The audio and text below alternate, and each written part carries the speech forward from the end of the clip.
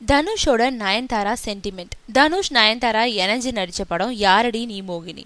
இந்த படத்துல அவங்களோட கெமிஸ்ட்ரி ரொம்ப நல்லா ஒர்க் அவுட் ஆகிருந்துச்சு. அதுக்கப்புறம் அவங்க இணையறதுக்கான சந்தர்ப்பங்கள் அமையல.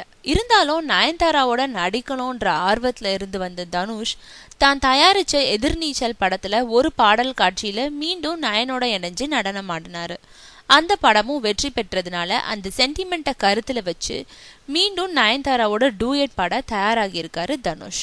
அதனால வேலையில்லா பட்டதாரி, அநேகன், வேங்கை சாமி படங்களுக்கு அப்புறம் தான் நடிக்கும் ஒரு படத்துல நயன்தாராவை ஒப்பந்தம் செய்யுமாறு கேட்டுக்கிட்டு இருக்காராம்.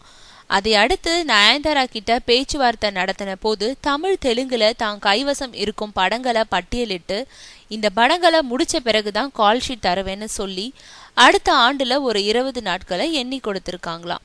அதோடு 2 கோடி சம்பளம் வேணும்னு கேட்டிருக்காங்களாம். அதை கேட்டு அதிர்ச்சி அடைந்த பட அதிபதி இது சம்பந்தமா தனுஷ் கிட்ட முறையிட்டாராம். ஆனா அந்த கதைக்கு நயன்தாரா தான் பொருத்தமா இருப்பாங்கன்னு சொன்ன தனுஷ், அவங்க கால் ஷீட் தர்றதுக்கும் நான் கைவசம் உள்ள 2 தமிழ் படம் ஒரு ஹிந்தி படத்தை முடிச்சுட்டு வர்றதுக்கும் சரியாதான் இருக்கும்.